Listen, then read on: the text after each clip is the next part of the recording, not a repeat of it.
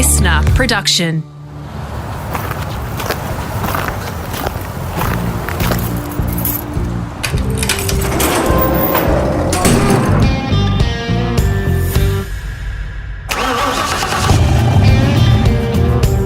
G'day, it's Rusty here, all set for part 2 of my podcast with Supercars driver Lee Holdsworth. A quick thank you for all your messages. We had lots of them after the recent 3-part episode with former Supercars Supremo Tony Cochran. It really got you guys talking and thinking. Now, if you'd like to share it with some of your racing mates who haven't heard it, we would really appreciate that. And I'm also extremely grateful for those of you that have rated and left a review of Rusty's Garage. Thank you. Now, if you've somehow slotted straight into part 2 without selecting Gear 1 or Part 1, jump back to the library and give it a listen. Part 1 has some superb moments around his Bathurst win, his retirement news, Retirement Mark II, from full-time driving anyway, and what the future holds for this proud family man who made racing his life through pure tenacity and immense commitment. And that is how we begin part 2, after he contacted Ryan McLeod in his very early days, offering to do just about anything to learn the ropes. I was driving Commodore Cup at the time. I think it was probably 02 or 03 where God, I love those things. That's a separate story. I know that was a cool category. Yeah, great really cool category. Yeah. And I was like I couldn't think about anything but motorsport. Mm-hmm. And so I just wanted to get involved. Like, I just wanted to be involved somehow. And I also thought that if I get involved, I knew I didn't have the backing or the sponsorship behind me to be able to fund my way into supercars. So I thought the only way I'm going to be able to do this is to get in front of someone that follows my career and wants to give me a shot, you know. And sees your commitment. And sees the commitment. And can see that I'm not just going to want to roll up and drive the car and go home. You know, I genuinely want to be involved and understand it and do the hard work and all that stuff. So, yeah, I sent off these emails to every single team in pit lane, and only Ryan McLeod responded. I said in my email, I just said I'll do tyre presses, I'll sweep the floor. I don't care what I do. I just want to be in the pit.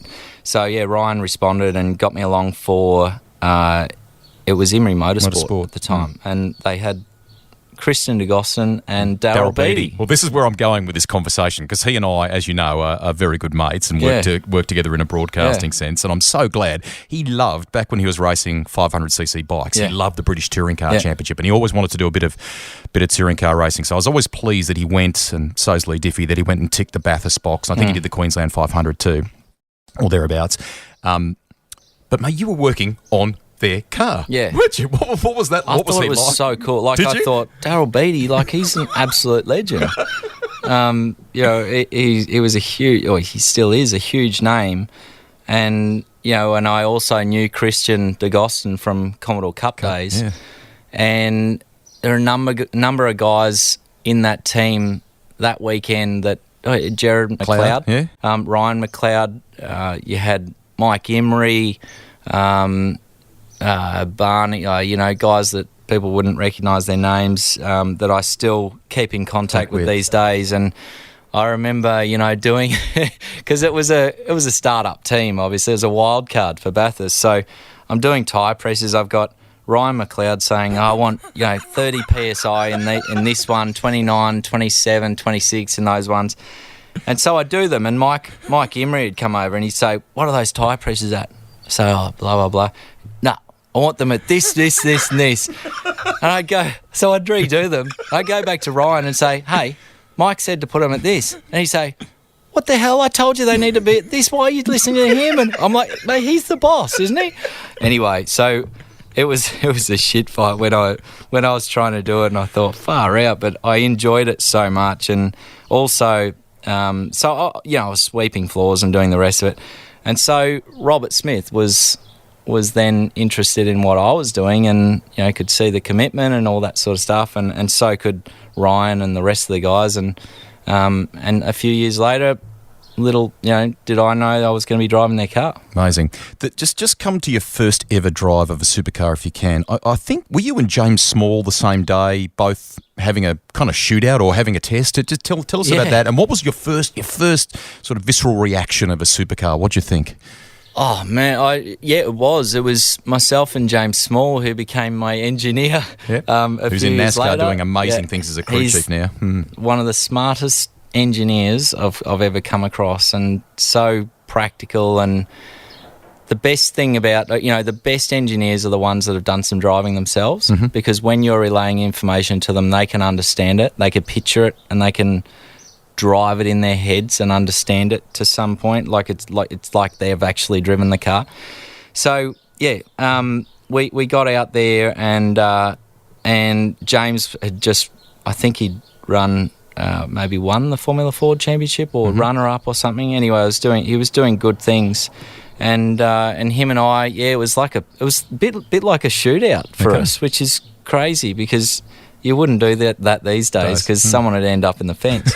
So I remember my first thoughts on the car was, holy crap, this thing has got so much power. Right. I'd just come out of a Commodore Cup car with far out 4.2 litre V8. What are we talking? Sort of 300 horsepower? Horsepower, VK or VH rather, weren't they? And VC maybe. Sort of what chassis? What was yours? Yeah, my VH. VH. Yeah, VH. Okay, so big step up in power, double the power basically. Massive step up, and I thought, and then they're telling me the faster you go, the more grip you'll have as well, and I'm like, okay, really? Does that wing do that much?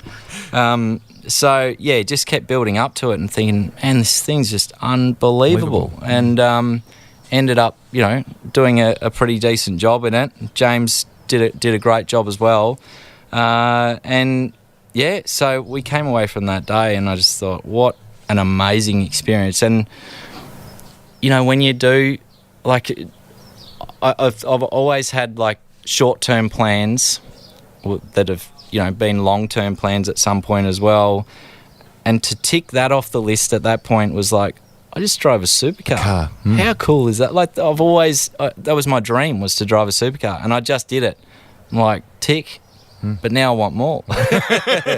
So then, I didn't want to just drive a supercar. I wanted to become a supercar driver. So then that was the next phase. Can we just, for one quick second, your dad didn't want you boys, you and Brett, your brother, to be in dirt bikes, which you really wanted to do.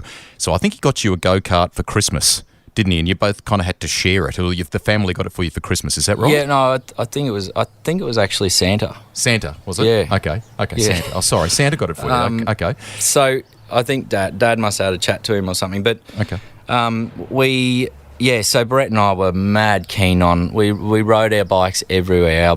Our road, cycling bikes and BMX bikes, and so we used to throw the bottle in the back, the plastic bottle, so it made the noise like a motorbike. And people used to get the shits with us down the street because it was so loud, and it would also burn the tyre off the thing as well. So we were mad keen on motorbikes, and Dad hates them with a passion. And now I see why. I'm like, I'm not getting my kids on motorbikes, no way. We started going go-karting. What was that just first high car? go-karting. Oh, high karting. When I was about 4 years old, he got us into it, and he never raced anything himself. He just loved the sport, never had the opportunity to do it himself. So he thought, I'll start taking my kids to the go-kart track, and then once we loved that, we were hooked on it. We're like, well, now we need our own. But we were still after a motorbike. But yeah, so Santa thought, to keep us safe, he'll keep us on. You've got to be on four wheels. And I was always in hospital as well, which is partly the reason why I've got the nickname Lethal. What injuries? What did you do to yourself? How'd you scare your folks? Broken bone, broken arms, broken collarbones, stitches on the head all the time, and just falling off stuff. I don't know, going just stupid on everything. Everything I did, I just went stupid on. Does that make you a nervous parent now that you know what you did? Yeah, So does it? Big time. why is Riley doing that? Well, that's right. I used to do that. So anyway, we got this go-kart. I remember waking up, looking. It was in our room on the floor. Brett and I used to sleep in the same room when we were like 6 years old or something. He's 7 years old, and we looked down, and there's this shiny little Demon X8. Awesome. Just brand new. And back then they didn't have side pods and like no NASA panel or anything like that. Yeah. So real old school, and they had that little foam car, airbox on it. Oh wow. Yeah. So it was so special though. It was like far out. Like that was a dream come true. And then so of course we had to get into racing, and I was 6 years old. Did practice for like a year. We were just practicing out at Queensland, Ipswich, and got my license. I don't think you could get it till you were 7. So, but I remember for that first year I couldn't reach the pedals, so we slipped training wheels over the pedals so I could reach. No joke, no joke. So we had these little like training wheels off a bike, and that meant that I could push the pedals. Crazy. So crazy. It was actually quite smart of Dad to come up with that. And then it was great. It was good for us to. What was special about karting at the start was Dad was always away for business. He was starting, he had his own business, and he was starting a new business in Brisbane from scratch. And then, so, we never saw him. We'd very rarely see him. But then racing brought us all together as a family. With Mum, she came to every event, and she was, she got right behind it as well. She was like chief timekeeper. Awesome. And she didn't mind getting her hands dirty either. So we'd go away as a family, and it was a real bonding sort of event. And, but Dad was probably thinking that at the time, but I was thinking, this is going to be my career. Brett would go off and kind of, he still loves his racing, and that's awesome that he does it now, but he, would ultimately go a business path. You were basically bouncing out of bed in your race suit, good to go. That was just your whole thing. Did you ever contemplate anything else? Like, maybe I need to be a whatever. Was there No. I actually don't. I remember telling my grandparents when I was like 6, 7 years old, they're saying, what are you going to do? Like, what do you want to do when you... And this went all the way up till my teenage years. They're like, what do you want to do in your career? Like, what do you want to have for a job? I say, I want to be a professional racer. Yeah, but that's just a hobby. What do you want to do as a real job? I say, that's what I want to do. Like, it was just... Nothing else. That was it. That was all my head had in it. I love it. And whereas Brett was more like, I want to, start my own business and do this and that. But also he loved motorsport as well. Like, he wanted to make a career of it as well. But he was, both of us had different levels of commitment. On a Saturday night, he'd still want to go to the party for school. He's with his schoolmates, whereas I'd be quite happy sitting at home and visualising how I was going to go quicker the next day at the track. But it used to piss me off because Brett would still turn up and go well the next day, even though he, had a couple of beers the night before. But, after a while, I think we started realising that commitment is what you needed. And Brett's been huge, like instrumental in my career as well, where, we got to a point at the end of Commodore Cup when it was pretty obvious that I wanted to make a career of it, more so than he did. I think we had equal ability, but, I remember Dad sitting us down and saying, hey, we can't be doing this forever, unfortunately. We were both racing Commodore Cup, having a great time, but... we could only do that for so long. And back then, it was like, it was a lot of money back then, but now thinking back, it seems like such small money compared to what we talk about these days. But, it was like 30 grand per car to run for the year. That's a lot back then. Back then it was a lot, yeah. And to get into, like, to get my gig with Smithy in Super 2, it was, it was a cheap, like it actually really cheap deal of 150 grand. It was like, but that was huge to us. That's like, oh, like, how the hell do we do that? And then so Dad sat Brett and I down and said, look, we can't do it for both of you, unfortunately. One of you has to make the decision. And, you know, for Brett, like he just said, mate, it's Lee. He's got to do it. Oh, cool. Yeah, so, like he, again, like that was a point where it was like, that was a huge part of the career as well. Like, because if he had decided he still wanted to do it and he wasn't going to let me just do it on my own, then, you know, probably wouldn't be here now. So, yeah, he's been huge part of it. Your story, right, has some poignant moments of sacrifice and relationships and how well you've dealt with both, right, to get to where you are. So let's talk about your dad here for a second, because he instilled some great things in you boys, so your family, full stop, not just your dad. But there were moments where that was tested, mate, where he was, you know, it affected your relationship for a while there if he wasn't sure if you were fully committed. How did you get through that? How did you guys bounce through that? And what was that like to deal with? Because that's a growth experience for a young man who still has to, I think you're on record as saying this elsewhere, that it is really important for young racers at some point to step away from the family shadow and be on their own 2 feet. Hey? Absolutely. So it was so shortly after that point where we'd made the decision to, you know, invest in my career, I met Alana, and, you know, I was 20 years old. I was just about to turn 21. And that's like a critical time in your racing career to make or break, you know, whether you're going to do it or whether you're not. And Dad didn't like the thought of me having my, you know, to be focused on something else other than racing, considering the investment. So, like, it was funny at the time. I was like a little kid, like a little like a teenager. I had to, you know, I was sneaking out at night to go see her and stuff. I'm like, I'm 20 years old. What am I doing? And Dad was sort of at a point where he's like, mate, you're not focused. I'm like, well, I actually am. Like, you don't realise how much I want this.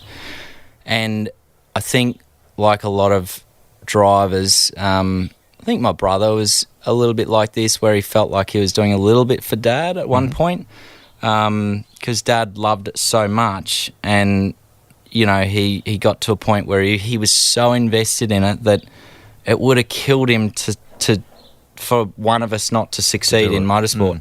And so it was everything to Dad, and everything that he was working for was for that as well. So I could understand what he was saying, but at the same time, I'm like, well, you know, you can't help how you feel about someone. And so there came a point where I thought, well, if, you know, I can't, this is not going to work on one way or another. There was one point where I broke up with Alana because I thought, well, maybe Dad's right. Wow. And but that didn't last long because I just couldn't do it. So Alana and I made the decision to move. Brett had already moved to Melbourne for business, and Brett was saying, mate, you know, you need to do this on your own. And he said, come and move in with me down in Melbourne. So I told Mum and Dad, and I told them that I was just going down there for a holiday, and never came back. And Dad said, well, if that's what you're doing, then you're going to have to find your own way. And, you know, it was a threat at the time. But I think he needed to realise that I was doing it for myself, not, you know, I was doing it because I want to show him how much. It wasn't that I wanted to show him how much I want it. It was that I just love it that much that I'm going to do this. And so I ended up going and seeing Sean Scott in Formula Ford and saying, mate, I'll work for you. I'll do anything, you know, like I'll stay late at night to do extra jobs and all the rest of it. I just need you to give me a cheaper rate. And so he offered me a drive and said, "Yep, I'll pay you, buddy," whatever it was. And so we were living in the city. I was getting a train out to Brayside each day and riding my bike out to the little shed in Industrial Drive, and working on my car each day. But before that, Dad realised that, oh shit, he is actually for real about this. Like, he's now gone out and chased a drive, sorry, this is the second year of Super 2. So I'd done the first year, and I met Alana in the first year. And then the second year, we sort of ran out of budget, and that's when I went, righto, I'm doing it myself. And I went down to Melbourne, found the Formula Ford drive, which was pretty cheap. And Dad then jumped back on board and said, all right, I can see how much you want this. I'm sorry, and he even apologised to Alana, and which was huge, for him to do that. He realised that she's actually a really big support, rather than a distraction. And then I actually got asked back by Robert Smith to do it for free. So that was huge, So I was doing Formula Ford and Super 2. And you were pretty straight with him, weren't you? I've got nothing. I can't bring anything here. Or yeah, he said, I want to go again. I want to run you again. And I said, well, I'm sorry, we don't have budget. And he was good about it. He was great, and obviously, I think he had Paul pushing it in the background and Ryan, and so he obviously with his Smith Trucks business was doing pretty well, and he loved it so much that he wanted to get me back in the car, and so that was incredible. And again, without that, I would have done my year of Formula Ford and probably ended up, just being a weekend racer. You've told this to Noons as well. Flirt night, Brisbane. Yeah. 320. I've got a message for 201, which was Alana or something or other, wasn't it? Did she keep that? She's kept that. She's kept that. She's kept it. She's still got it. She's still got it. I said, we rolled down to Regatta Hotel in Brisbane, which was my local.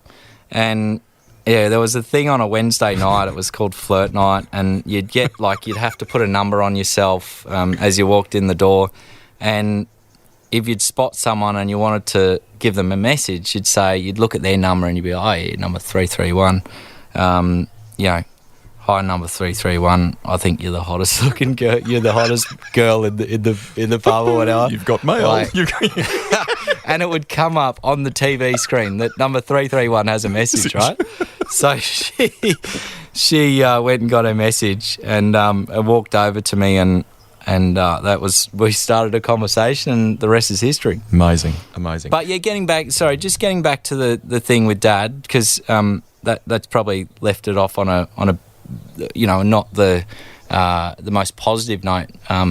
But when I say he jumped back on board, he was 100% back in, and I apologised to him, and he apologised to me, and it hurt us because we're a close family, and that period was like, this isn't good, we're so close, and up to this point we've done everything together, and I think at that point he realised that it was actually the right thing for me to do, was for my own good and for probably his own good, was to step away and break apart and mend the relationship and then ride the wave together again. Pretty cool for the Holdsworths to be Bathurst winners. Yeah. Hey? Yeah, very cool. Can you remember what your brother said to you, for example? I think he was speechless. Was he? So my family's, obviously I call Lana first, and then I'll call, the rest of my family straight after. And Brett's generally the one I speak to first, and he was just over the I know that's right. They had so Brett's got a place up in Nerang, and he had everyone over, a massive bunch of people, including Mum and Dad, and he sent me videos straight after of him spraying the champagne down Dad's back and just spraying him in the face with it, and so awesome. It was when I saw that, I'm like, man, that doesn't just mean everything to me. That shows you.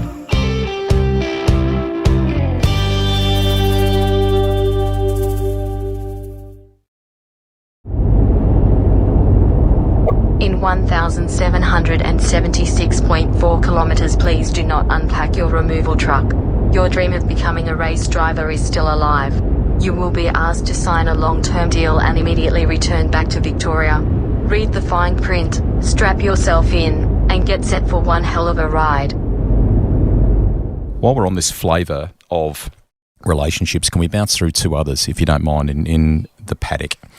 Gary Rogers. You brought him up a little earlier, from that first phone call. He tested you. Yeah. You drove all the way home to Queensland, then he rang you and said, hey, when can you start Monday or whatever it was and stuff like that. You had to come all the way back. Even I think that there was a typo in the contract that you had with him for you had a five-year deal, and there's a type, wasn't there? He stuck to it, didn't he? He did. He's got a few cards up his sleeve, old Gary. But so he was, again, there's just all these people in my career where if it hadn't have been for one person, it wouldn't have then gone to the next phase and then so on and so on. And we all have those stories, but I feel like it's just, if I hadn't had that one person each time, then it'd be a completely different story of my career.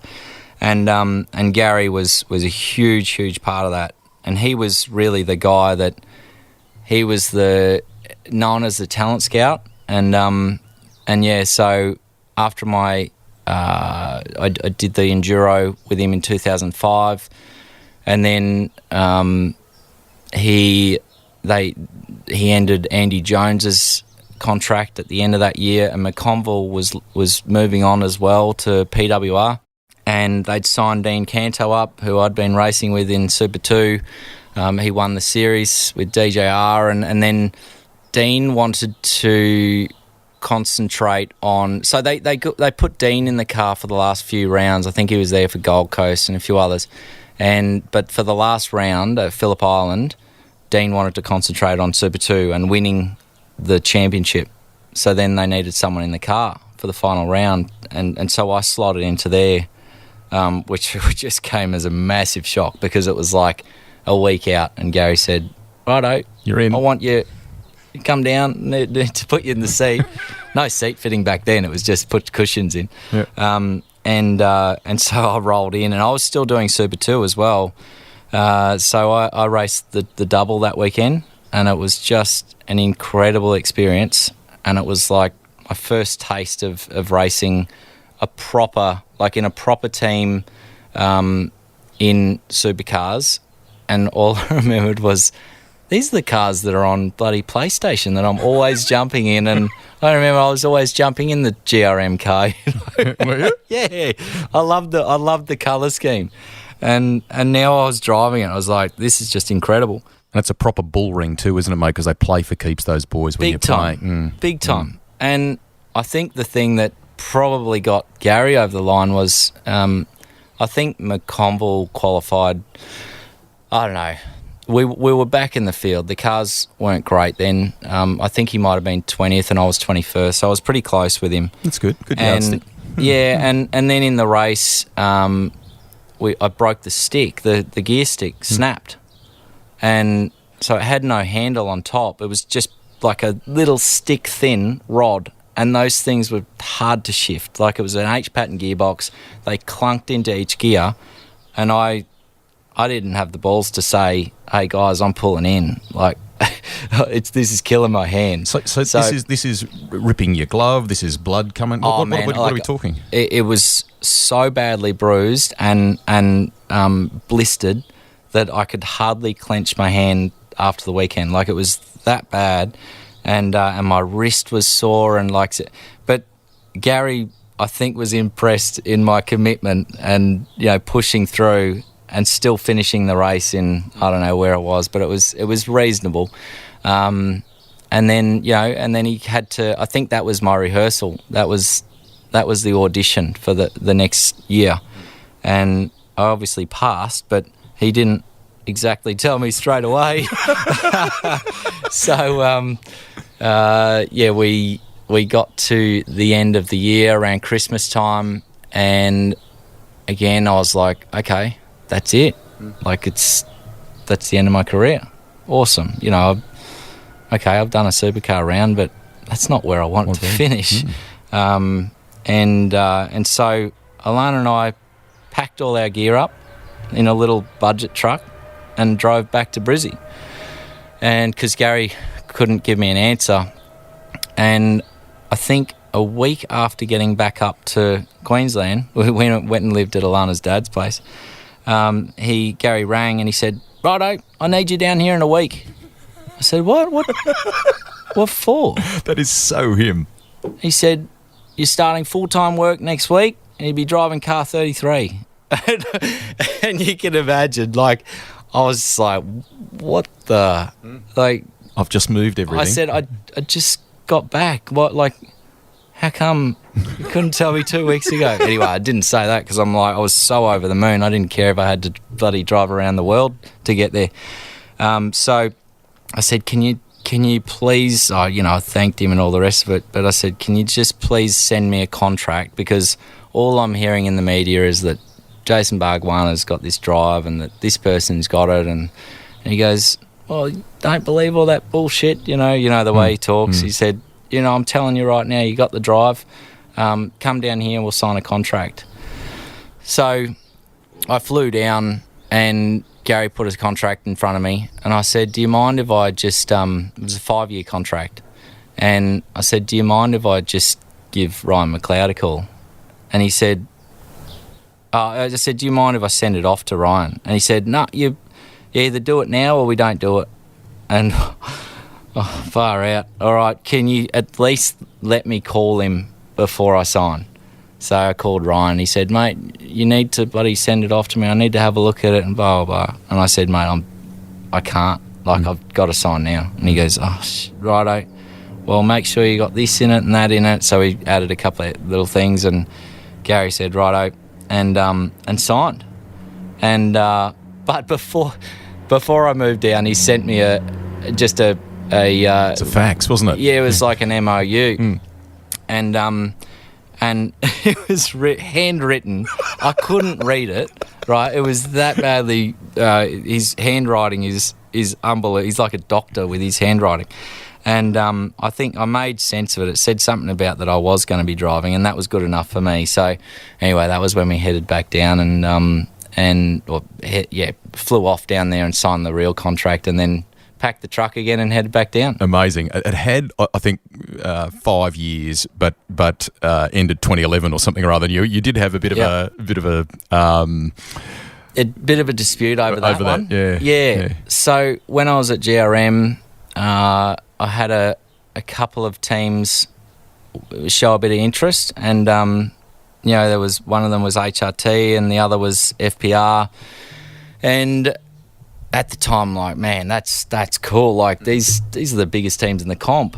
But also, I was fully committed to Gary, and we were doing good things. We were getting good results and sort of building on something. And so I was telling these other teams, hey, I've got a contract till 2011, the end of 2011. 2011 rolls around, and I say, oh, Gary, I just want to let you know nice and early that this will be my last year. I'll move on after this year. And he says, no, you won't. He said, you got a 6-year contract. I said, no, I don't. It's 5.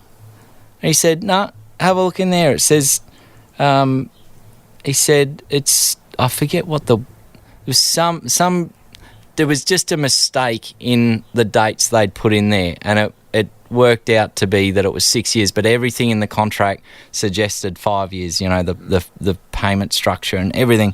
And I said, no. Anyway, we had this dispute, and I said, well, you know that this is wrong, Gary. So if we're going to do this, I want a couple of things on my terms. So I said, I want Richard Holway, and I forget what else. It was like, and I want a new chassis, or there was something else. Gun engineer at HRT at the time or whatever. And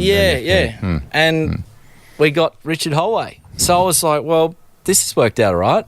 So I stayed on for So we were having this conversation at the end of 2010. And so he got Richard Holloway for 11, and I was there for 12 as well. So I had Richard Holloway for 2 years, and just really enjoyed it. Like Richard was awesome. Had a great time, and then it came to a point where I was like, well, you know, if you're not moving forward, and there's not huge plans ahead for the team, then you sort of you've got to start to look elsewhere. So I looked to see where I could go next. Let's bounce through a couple of things here, because you've been very good with your time, and I'm conscious of that, mate. Firstly, the deal. Fans have been asking about the deal that got away. Did HRT get closer than we realised, or was there one that you sort of think, oh, gee, you know, it would have been nice to have gone and driven for them? Well, there was a point probably midway through my GRM contract where HRT did approach. But, you know, being a man of my word, I said, I'm in a contract. I can't do anything until the end of it unless you guys want to try and negotiate something. You know, I wasn't going to leave by upsetting Gary and, you know, doing That's anything. Not your nature. Yeah. So I said, if you want to do something, then you're going to have to sort it with Gary, come to an agreement or something. But otherwise, I'm in a contract and I'm seeing it out. And similar happened with FPR when when I was talking to Gary about finishing up with him, I was going to go into FPR and take Stephen Richards' spot. Well, you know, as far as that went, it was, it wasn't any point. It wasn't to the point of having a contract in front of me, but it was certainly to the point where we were, you know, talking about that's the direction FPR wanted to go and HRT wanted to go. But just the timing wasn't right. What's the greatest lesson Gary Rogers taught you, do you reckon, for your racing career in that period that you were with him? What's the... I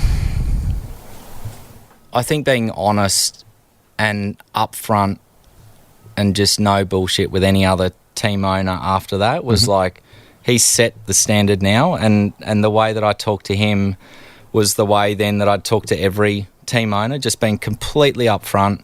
He never wanted you to bullshit him because he saw through bullshit, like, you know, straight away. Yeah.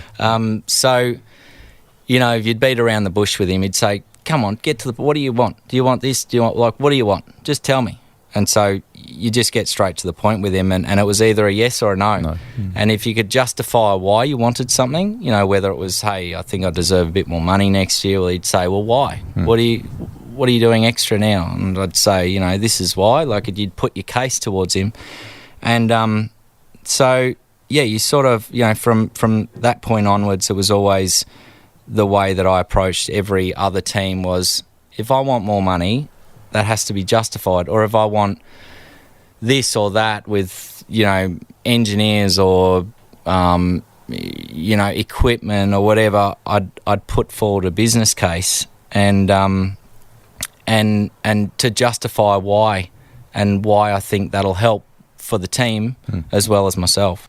Are things okay with you and Charlie Schwerkolt now? Because that's exactly what I think you did when you were there with him. You wanted to buy into the dream, to help build it, to see success with it, and it wasn't forthcoming. So that friendship was tested, mate. With the benefit of time, is it better now? It was definitely tested. Like, I had a great relationship with Charlie. You know, we became pretty close, and, you know, friends, and our families were close, and then it got to a point where, you know, we were building something, and it was, you know, 16 was the starter year for Team 18 standalone as a team to break off as a one-car team, and I thought, you know, that it was not too bad for a building year. We had older Triple Eight gear. We realised that we're a bit behind the eight ball with that stuff, but then so the following year we decided that, hey, let's see if we can go our own direction, and so 17 was actually a really positive year. Like, we made some great gains with the car. For most of the year I was sort of, you know, running in the top half of the year, and for a one-car team that wasn't too bad. You know, wanted more, Charlie wanted more, and so I was trying to get him to do 2 cars for the following year. Always chasing the greatest engineer out there, and there's a lot of good engineers in the sport, but there's some very, very good ones, like some great ones in the sport, and there's not that many great ones. And so I was trying to chase one of those great ones, and we couldn't find one. We couldn't get them on board. And the following year, we went to 2018 went to the new chassis, the new body shell, which was the what was that thing? What was the new it? body shell. ZB? Please press on. ZB, I think. ZB. Yeah. And as soon as we rolled out of Newcastle, and we were top 4 and top 10 in qualifying both days, shootouts and everything. So we're thinking, hey, we've got a bit of speed here. We'll build on that again next year. And we rolled out at the first test day of 2018, and I just said, what is going on here? Like, this is not the car anywhere near what I had last year. Like, this thing is so far away. And we didn't understand why, but yeah, we did everything trying to fix it and tune it up, and just really got nowhere all year. And it was painful. Like, we had reliability problems. We had, a software program that was suggesting things that was not working on the car. And towards the end of the year, Matt Brabham was signed up to do the Enduros, and we went for a test day, and we thought, right, we got one more test day to get things right. We've got to have a big list of options for this test. And unfortunately, early in the day, Matt had an off, and it ended our day pretty early, like 10 o'clock in the morning. We couldn't get our day back through Supercars. So, again, next round was brutal for us. And then we'd signed Jason Bright then for Enduros, and to replace Matty. And this was the best thing that happened to me, because everyone knew what Jason could do. And when he jumped in it, he said, wow, you've been driving this? And so that was the point where he went to Charlie and said, this is not right, like, what's been going on? Because there came a point when, when you're complaining about the same things over and over, people get over it. They don't want to hear it anymore. And I guess that was the point where Charlie and I both thought, well, this isn't going good. I didn't like the car. I was starting to become very negative about it probably halfway through the year. And I'm pretty optimistic. I think, I keep a pretty positive attitude. But there was nothing positive about it at all. It was like a really bad year.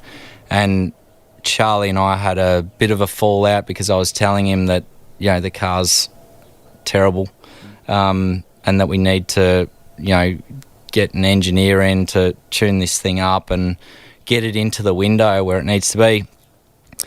Jason came along for Enduros, and we went to Sandown first, and he hated it and couldn't drive it. And I think we Jace ended up in the sand trap at the end of Dandy Road whilst, running down the back of the pack.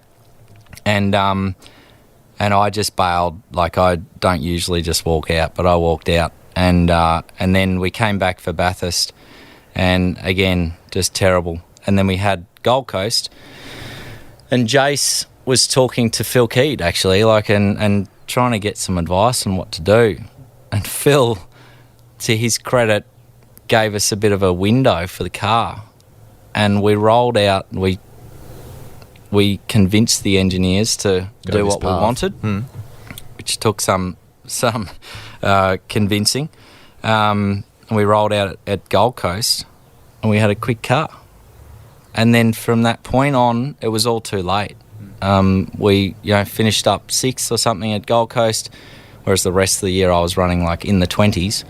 And then to finish off the year at Newcastle. Had top 10s in shootouts and top 10s in the races, and I think it was top 5s actually. And then, but it was all just the relationship had gone. And but that last round at Newcastle that year in 2018, I thought that was my last race. Wow. So I was nearly ready to go down and say, see you later. Thanks to everyone. I'm gone. But it took some, it was a pretty hard pill to swallow, because at the end of the year, I'm like, well, it's not me. Like, give me the car and I'll do it. I'll do the job. So I was on the phone to Tickford, and that was the next part of the journey. Mega. Quickly here, because I think we're going to get probably wound up at some point. Firstly, we're on the eve of Pukekohe this weekend. I've got very fond memories of you at Oran Park and so on. Are we going to miss this place like we miss Oran Park, perhaps? 100%. Oh, so it's really sad, because we see all these great old, like, historic racetracks that have so much character, and then no one's going to ever build anything like them again. That's you can't build dangerous anymore, and you can't build really undulating tracks with no runoff and great spectator areas. I'm sure we can still do that, but those tracks like Oran Park, I see it very similar to Pukekohe. It had so much character. The way that they used to sit up on the hill at Oran Park, you can do that here at Pukekohe. It's the one corner I think about. When I think about the crowd at Puke, I think about looking up, coming through the final corner and looking up, on an outlap or whatever, and just seeing a sea of people. And you just think, this is that's what it's all about. And we all love the track because it's bumpy, it's fast, it's dangerous, it's the history, and so to lose that one, it's another one of the great circuits gone. Absolutely. Are you going to treat yourself to a little resto project in post full-time life? Is there a car or something you might like to restore? Maybe you've got something in the garage already. I don't actually. I've never had a project like a project car, but my dream car, and this goes back from when I was a kid, was a VK Brock Commodore. Oh, yeah. Even though I drive for Ford, I'm loyal to the brand Ford. But my dad was a Holden man, and I just remember Brocky driving this VK. The we can't say the brand that was on the car. The Dayglow colours though. Yeah, the Dayglow, and that was then just my dream car. It was like that VK, so I got a VK for my first car. And I put the Brock kit on it and everything, and it was a 5-litre Calais. Yeah. And you had to sell it to fund part of your racing, I think, didn't you? I actually sold it for $4,000, and it cost me $4,000 to go and sign up for Chance of a Lifetime. Which wasn't a chance of a lifetime. No, it certainly wasn't a chance of a lifetime.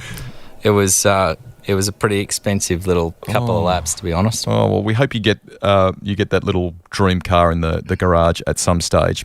What would the Lee Holdsworth of today tell a young aspiring racer like Dick Johnson did for you when he came to your dad's office that day when you were younger and talked to you about which direction your career should go? What would you say? I don't think much has changed in the way that, there's plenty of kids out there with money that can find their way in somehow. But anyone that wants to make a proper career of it and actually have some longevity in the sport is, don't rely on talent alone. It's one part of it. It's one part of the package, but the package is everything. And if you don't have it these days, you're not going to get the right opportunities. You're not going to last long in the sport. You'll get spat out pretty quickly. So I'd say, be true to yourself. Always never forget where you came from, and look for opportunities everywhere you go. Like, don't ever think that everything you do in life is not another opportunity. Every person you meet might be another chance at picking up another sponsor, or, I've got one little story. Go. A guy called Tony Roberts, he's now with Banlaw, the company called Banlaw. He was working for Fuchs at the time when I was at GRM, and he came... Sorry, where was I? Fuchs. That would have been after GRM because that was Valvoline. Anyway, he came over and he took a couple of kids over, some friends, and he said, this is Lee, can you just say g'day and whatever. And so I took these kids for a bit of a tour of the car and signed autographs and had some photos with them. And when everything went down at the end of 2020, he was one of the first people to call me and say, hey, we want to back you. I always remember what you did for me back in bloody whenever it was. It's just every little moment is like another opportunity to get a supporter that can help you along the way. But you have to show full commitment. So although, it's brutal if you sacrifice your whole career to motorsport and it doesn't work out, which happens for a lot of people, I guess you can leave knowing that you've put everything into it. But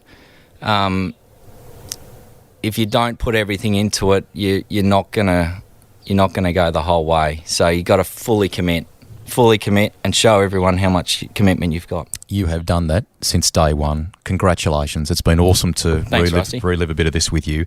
I know you have in the back of your mind aspirations to maybe in this post full-time life go and do a Spa or a Nürburgring or even a Le Mans. I really hope you go and tick that box. I reckon that'd be cool.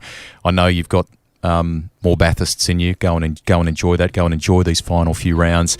And mate, away from the racetrack, congratulations on what you've achieved as a dad, as a human being, and just that sacrifice that you spoke about. I know this was never an easy journey for you, but you made a full-time career out of it, mate, and I'm so pleased you're doing it on your terms now, and you've got something for the next chapter. Cheers, Rusty. Congratulations. Appreciate it, mate. Awesome, You're mate. a legend. Awesome. Cheers.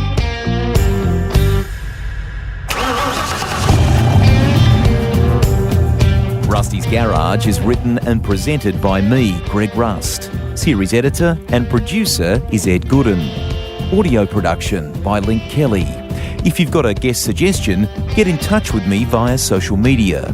The Garage. It's where a journey begins with a tank full of passion-fueled stories.